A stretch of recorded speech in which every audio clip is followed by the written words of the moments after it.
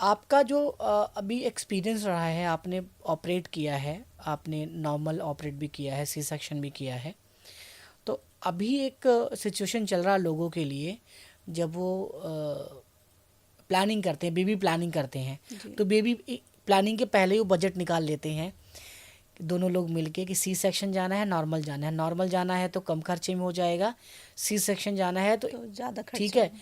इतने खर्चे में हो जाएगा। इसकी प्लानिंग करते हैं, लेकिन वो 0 to 9 मंथ की प्लानिंग नहीं करते कि हमें अपना 0 1 2 3 4 5 कैसे प्लान करना चाहिए जिससे कि पॉसिबिलिटी नॉर्मल की बने मोस्ट ऑफ। जी। बिकॉज कुछ रेमेडीज ऐसी होती होंगी घरेलू जिससे नॉर्मल तक जाए, तो उस पर हम आपसे ये बात करेंगे कि नॉर्मल या सी क्या ज़्यादा सेफ होता है, क्या ज़्यादा सही होता है, और लोगों को इतना कन्फ्यूज़न क्यों है इस पे। देखिए, दोनों ही कंडीशंस अलग अलग हैं। नॉर्मल ठीक है। डिलीवरी भी है, सी सेक्शन भी है। ठीक है। लेकिन डिपेंड करता है पर्सन पे कि भाई जो फीमेल्स हैं उनकी क्या कंडीशंस है, क्योंकि बहुत से कॉम्प्लिकेशंस भी आते हैं जिसके कारण से सी सेक्शन भी करना पड़ता है। ठीक है। बहुत से ऐसे हैं कि नॉर्मल डिलीवरी भी हो जाती है, बट हमें उन कॉम्प्लिकेशंस को देखना चाहिए, डॉक्टर से कंसल्ट करना चाहिए कि भाई क्या हम नॉर्मल की तरफ जाएं या हम सी सेक्शन की तरफ जाएं। ठीक है। तो ये नहीं कि नहीं हमें सिर्फ नॉर्मल के पीछे ही भागना है, नहीं। देखिए, कंडीशंस या कॉम्प्लिकेशंस पे डिपेंड करता है। बहुत सी होती है, देखिए अगर जो बच्चा है वो पानी की थैली में रहता है, हम्म। अगर वो पानी का थैली कम है, उसमें लिक्विड कम है, तो बच्चा सांस नहीं ले पाएगा, तो उसको जल्दी से जल्दी हमें ऑपरेट करके निकालना होगा। अगर नॉर्मल कंडीशन हो पा रही है, बच्चे की भी थैली पूरी है, बढ़िया है, और सर्विक्स की भी जो डायलेशन है वो सही है, तो हम नॉर्मल के बढ़ सकते हैं। बहुत सारी और भी कंडीशंस होती हैं, जैसे बच्चे का वेट ज़्यादा है, जैसे 3.5 किलो है या 4 किलो है, तो उसमें भी एक थोड़ा सा रिस्क होता है नॉर्मल के लिए। ओके। अगर प्राइमरी पेशेंट है, पहला बच्चा है, और अगर हैवी वेट है बच्चे का, किसी भी रीज़न से भाई एनवायरनमेंट अच्छा उनको दिया है, तो आपको एक बार डॉक्टर से कंसल्ट करना चाहिए कि हम दोनों के लिए रेडी हैं। ठीक है। ठीक है। आप ये नहीं कि सिर्फ हम नॉर्मल ट्राई कराएं, नॉर्मल भी ट्राई करते हैं तो मिनिमम से मिनिमम 6 से 12 घंटे ट्राई कराना चाहिए। सिर्फ ऐसा नहीं कि 24-24 घंटे ट्राई कर रहे हैं फिर भी नहीं हो रहा, फिर सी सेक्शन की तरफ जाते हैं तो बहुत दिक्कत हो जाती है, बच्चे को भी दिक्कत होती है। तो यही चीज़ है कि हमें दोनों को वो करना चाहिए, नॉर्मल भी और सी सेक्शन भी। डिपेंड करता है कि बच्चे की और माँ की क्या कंडीशंस है। माँ को हाइपरटेंशन तो नहीं है, बीपी ज़्यादा बढ़ जाता है, उसकी कंडीशन से सीजर्स आना शुरू हो जाते हैं, कन्वर्जल्स शुरू हो जाते हैं फीमेल्स को, जो माँ हैं उनको। और भी बहुत सारी कंडीशंस होती हैं, डायबिटीज़ की कंडीशन होती है फीमेल्स में।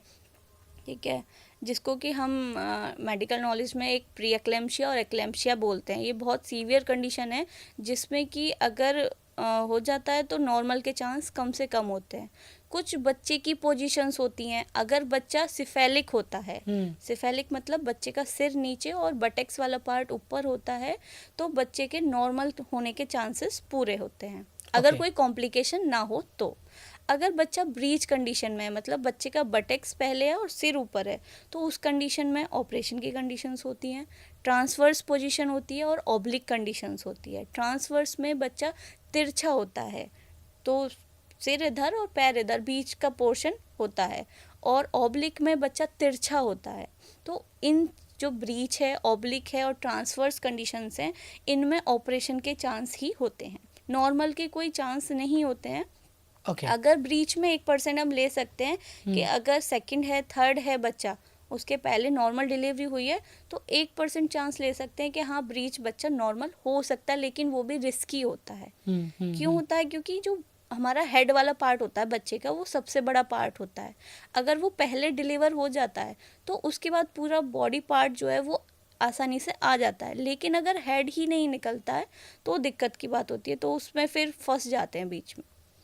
ओके। अब मतलब स्ट्रगल काफ़ी होता है। जी। अच्छा, यही रीज़न होता है कि अच्छा किस केस में ना बहुत सारे देखते हैं बच्चों के सर मतलब थोड़े चिपक जाते हैं, टेढ़े हो जाते हैं ना। सूज जाते हैं। हाँ, वो क्या रीज़न हाँ, हो जाता। वही होता है कि जब फीमेल्स, एक तो प्राइमरी पेशेंट में ज़्यादातर होता है, फीमेल्स को पता नहीं रहता है कि दर्द कैसे लेने हैं, क्या ओहो। टेक्निक यूज़ करनी है, किस तरीके से हमें जो प्रेशर है या कॉन्ट्रैक्शन है वो नीचे की तरफ करने हैं, तो उस चक्कर में पहले शुरुआत के टाइम 2-4 घंटे या 6 घंटे तक फीमेल्स अच्छे पेन लेती हैं जब उनको कॉन्ट्रैक्शंस आते हैं।